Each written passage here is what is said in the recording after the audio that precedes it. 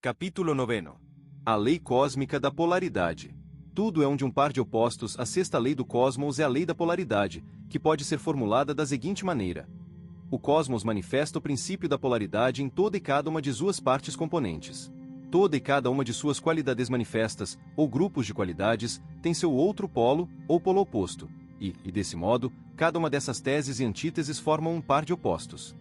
Esse par de opostos, porém, não constitui senão os dois polos contrastantes de uma coisa superior na qual eles podem ser sintetizados.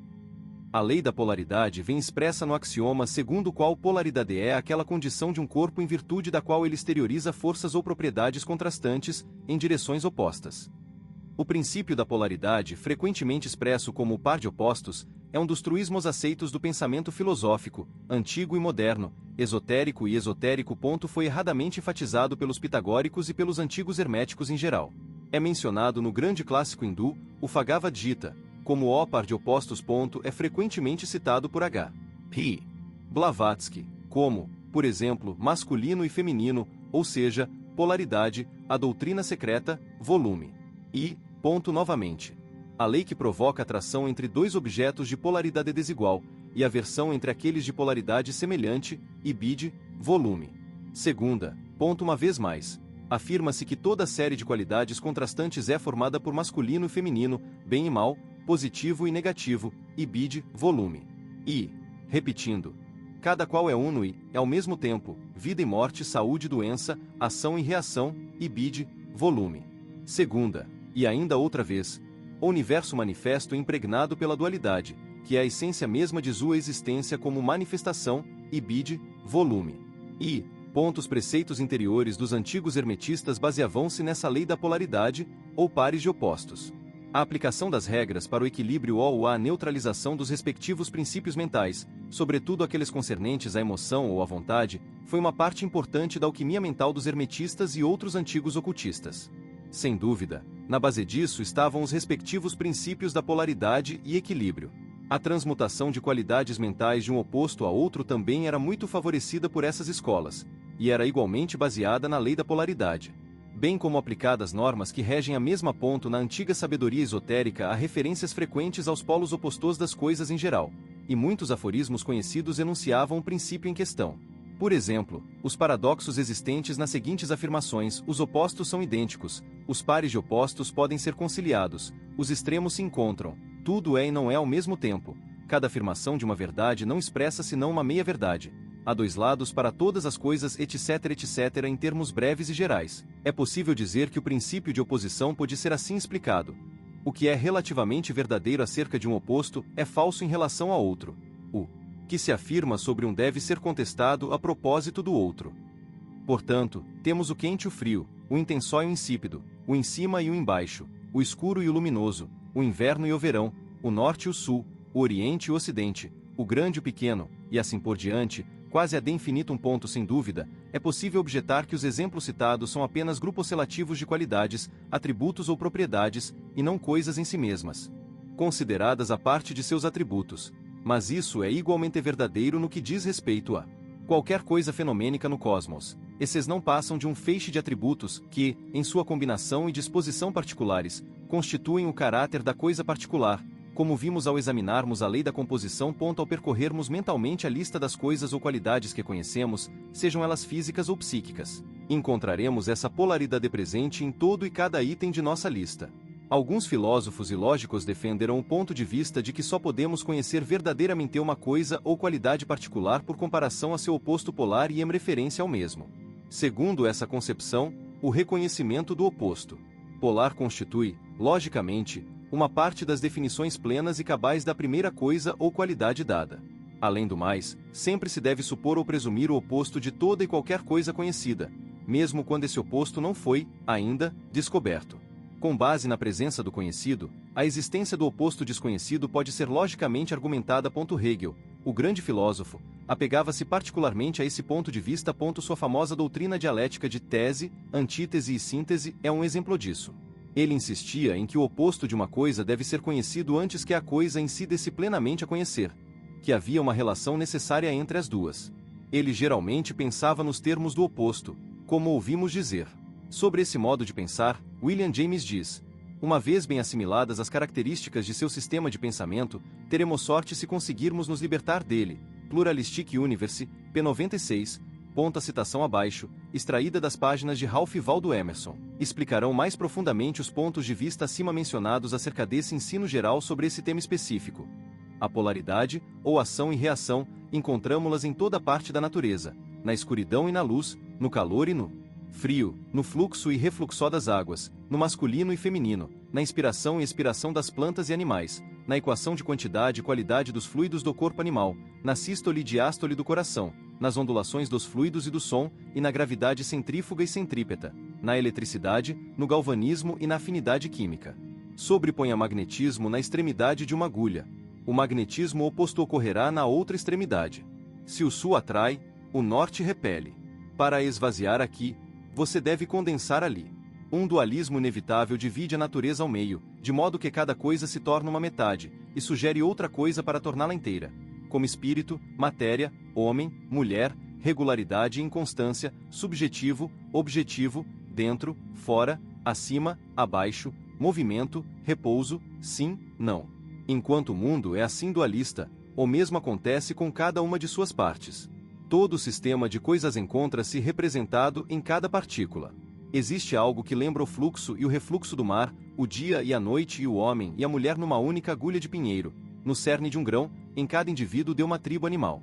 A reação, tão grandiosa nos elementos, é repetida no interior dessas pequenas fronteiras. Essa é um compensation. Orlando J. Smith apresenta muitos exemplos e ilustrações interessantes da presença e operação dessa lei, como entenderemos a partir das seguintes citações de seus escritos sobre o tema. As polaridades da natureza e a interação entre elas são tão acentuadas na vida humana como na física. De fato, as polaridades se estendem para além do físico e humano, chegando ao abstrato, como no caso dos números pares e ímpares. As polaridades são às vezes antagônicas, às vezes recíprocas, e sempre, acredito, mutuamente corretivas. Platão percebeu a mesma lei da polaridade na geração de contrários da morte a partir da vida, ou recomposição e decomposição. O homem se depara por todos os lados com as polaridades da natureza, algumas das quais, como molhado e seco, quente e frio, trabalho e repouso, prazer e sofrimento, eram tão evidentes na selvageria como na civilização. Com cada vez mais conhecimento, o homem percebe um número cada vez maior dessas qualidades e cria novas palavras para expressá-las. Em seu Tesaurus, Roget apresenta mais de 12.000 palavras de sentido contrário. Há relativamente poucas palavras de natureza geral às quais não se possa atribuir nenhum termo correlativo, tanto de negação como de oposição, diz Roget. Hegel sustentava a teoria do progresso por antagonismo, aquela segundo a qual as formas que são contestadas são realmente complementares ou necessárias umas às outras, e seu conflito limitado pela unidade que elas expressam e que, em última análise, devem subordinar todas a si própria. Balance, de Fundamental Verite. De extrema importância, e igualmente bem percebido pelos antigos adeptos do esoterismo, sobretudo no caso dos hermetistas, foi o entendimento de que, na verdade, esses opostos polares, esses pares de opostos, não são duas coisas distintas e separadas, como parecem ser. Mas são, na verdade, apenas os dois extremos ou polos de uma síntese maior. É que essa síntese maior nada mais é, na verdade, do que a união dos dois extremos ou polos. Por conseguinte, a doutrina dialética de Hegel, que toda e cada ideia, e a coisa que ela representa, tem sua antítese, ou seu oposto com o qual pode ser sintetizado e, assim, harmonizado numa maior unidade, uma nova síntese ou totalidade de ideia e coisa. Quente e frio não são mais que os extremos ou polos respectivos que denotam dois diferentes graus de uma coisa maior. Isto é, a temperatura. De novo, Oriente e Ocidente são meros termos relativos e comparativos, nenhum dos quais é completo em si mesmo. Isso também se pode dizer em relação a norte e sul, afiado e cego, grande e pequeno, e assim por diante. Todos esses termos, e as coisas representadas por eles, são relativos e comparativos. E só são úteis para indicar os graus ou estágios respectivos, ou uma coisa ou termo maior. No segundo caso, geralmente são desconhecidos ou não expressos no momento. Um escritor dedicado ao tema geral da filosofia hindu, Sarvepalli Radhakrishnan, diz sobre isso. A antítese de causa e efeito, substância e atributo, bem e mal, verdade e erro, etc. Deve-se à tendência humana de separar termos que são relacionados. É possível lidar com o enigma de Johann Gottlieb Fichte sobre o eu e o não-eu, com as antinomias de Kant e com a oposição de Hume entre fatos e leis, desde que reconheçamos que os fatores divergentes se baseiam em uma identidade. Philosophy of the Upanishads, p. 55. A concepção budista é representada pelo seguinte trechó de uma obra muito pequena e muito boa sobre o tema geral do budismo, a saber, os pares de opostos, as infinitas séries de princípios aparentemente contrários, são praticamente fatos complementares de um todo comum, o Atis Budismo, p. 124. Um exemplo conhecido dessa questão é o fato de que, se uma pessoa viajar ao redor da Terra seguindo em direção a leste, ela voltará ao ponto de onde partiu no oeste. O extremo oriente e o extremo ocidente representam a mesma localidade. Os dois termos representam visões contrastantes relativas e comparativas. Da mesma maneira, para um homem situado no Polo Norte, qualquer direção significa sul, e, caminhando em linha reta, ele será obrigado a avançar em direção ao sul, a despeito de como ele introduza mudanças em sua trajetória. Em geral, as diferenças nas respectivas qualidades das coisas não passam de uma questão de diferença em graus da maior síntese dos dois opostos. Se aplicarmos esse teste a quaisquer conjuntos de qualidade contrastantes e opostos, como afiado cego, pesado leve, escuro claro, etc., etc., descobriremos essa regra por nós mesmos. Isso também se aplica às qualidades emocionais, bem como às físicas, como no caso do amor-ódio, etc., o princípio geral da polaridade, e o de tese, antítese e síntese, podem ser aplicados às atividades da vida e do pensamento humanos, bem como aquelas do mundo físico. Dissemos que se alguém avançar em direção a qualquer polo específico de uma coisa qualquer, e seguir em frente, ele terminará por alcançar o polo oposto da coisa. Em última análise, toda essa viagem física ou mental é circular. O ódio intenso transforma-se em amor ardente, ou amor ardente, em ódio intenso. O metal fundido, quente, e o ar líquido, intensamente frio, produzirão os mesmos tipos de queimaduras na pele, e a mesma sensação de dor. Os amigos mais próximos às vezes se transformam nos inimigos mais implacáveis. Em certos casos, o contrário disso também acontece. Novos convertidos ou prosélitos são proverbialmente intolerantes, e essa intolerância costuma ser cáustica, em relação às suas antigas crenças. Da mesma maneira, o libertino recuperado torna-se um verdadeiro santo uma vez distanciado de sua vida anterior. O santo mais devoto, uma vez apartado de sua vida beata, geralmente se transforma no mais consumador devasso. As virtudes levadas a extremos irracionais e fanáticos frequentemente se convertem nos piores vícios. A indulgência extrema muitas vezes resulta em saciedade, impotência, reforma radical. A ação e reação são idênticas, porém opostas. Para cada ação há uma reação igual e oposta. Nas mitologias, os anjos caídos tornam-se reis dos demônios. Os extremos se encontram. É uma frase proverbial. As antinomias não condicionam. Elas tendem a cancelar-se mutuamente, é um adágio filosófico e científico. Na verdade, segundo alguns escritores, parece haver em operação na vida a imagem de uma ironia cósmica em que o objeto originalmente escolhido é substituído por seu oposto, no qual as coisas funcionam exatamente do contrário do que se pretendia. Todas as coisas tendem a ilustrar a presença e operação da lei cósmica da polaridade. Isso se aplica a todos os planos de atividade cósmica. Teremos novos exemplos desse fato quando chegarmos ao exame da sétima lei cósmica, a lei cósmica do equilíbrio ou compensação. Chamamos a atenção do leitor especialmente para essa lei do equilíbrio ou compensação, pois ela é complementar e suplementar à lei da polaridade.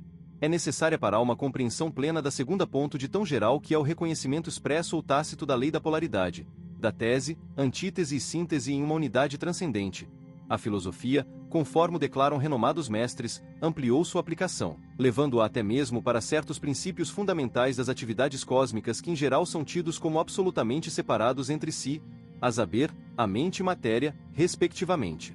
Durante longos períodos da história filosófica, houve uma discussão cáustica sobre a questão de qual desses dois princípios, a mente ou a matéria, era a realidade fundamental, e qual era um subproduto meramente epifenomênico. Nas palavras de certo autor sobre o assunto, admite-se que tanto a mente como a matéria estão aqui. A questão em debate é qual estava presente, primeiro. Esse era, de fato, o ponto de disputa entre as escolas rivais de materialismo e idealismo respectivamente. 106 Herbert Spencer, porém, apesar de reconhecer os respectivos méritos de ambos os lados, forneceu o elo perdido da síntese ao postular as atividades tanto da mente quanto da matéria como aspectos polares coexistentes de uma realidade subjacente que transcende a ambos, considerando-se a realidade subjacente como incognoscível. Em suma, ele sustentava que as atividades da mente e as atividades da matéria são, igualmente, nada além de fenômenos, os aspectos duais de uma energia última que deve, por necessidade, permanecer sempre incognoscível às nossas mentes finitas, que só podem conhecer coisas relativas e condicionadas do mundo fenomênico. A propósito, Porém, o budismo sempre sustentou que a matéria fenomênica e a mente fenomênica são simplesmente opostos polares, e podem ser sintetizadas em forma de uma unidade superior, embora esta última esteja além do pensamento finito. Além do mais, os preceitos esotéricos em geral sempre defenderam essa posição, e disso nos dá testemunho a seguinte afirmação categórica de H.P. Blavatsky. Mas, logo que saímos, em pensamento dessa, para nós, negação absoluta, absolutidade, surge o dualismo no contraste entre o espírito, ou consciência, e a matéria, entre o sujeito e o objeto.